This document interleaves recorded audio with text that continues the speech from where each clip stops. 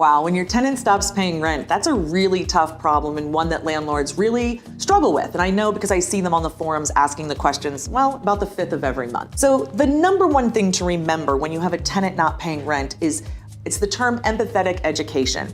And empathy is really important. We want to empathize. We understand what it's like to not be able to pay a bill, and we understand what it's like when you need a little bit of leniency. So we can be empathetic toward our tenants and the people that we're working with, but it's not our job to solve the problem.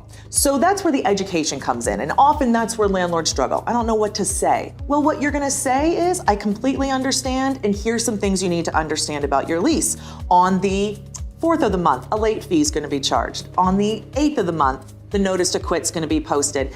And then this will happen and this will happen. And honestly, what I found is it takes the fear out of it for the tenant. The tenant's very scared. They're nervous. They don't know what's going to happen. And so when you can inform them what will happen and when, it enables them to make better decisions for their situation. Now, additionally, a tip you might use is be the manager for your property. So never present yourself as the property owner. Instead, you can be Corey, the property manager. And you can even have a card made up. And this can give you just a little bit of distance.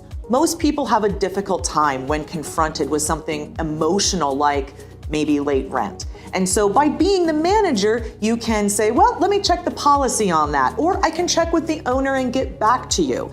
And I know that's a little bit of a farce, but it's one that helps just make you more comfortable in this situation. I don't think you're mistreating anybody when you represent yourself as the property manager. The last tip I might give you is don't let the first time you think about this be when the rent isn't paid. Think about it at the beginning of the process. So what am I gonna do?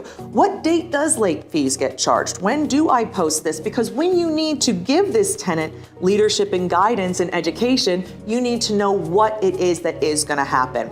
And so thinking through that, maybe getting the advice from a mentor or an educator would be a really great tip so that when that eventuality happens, you're just really well prepared. So really what this all means is the difference between being successful in the real estate investment is in preparation.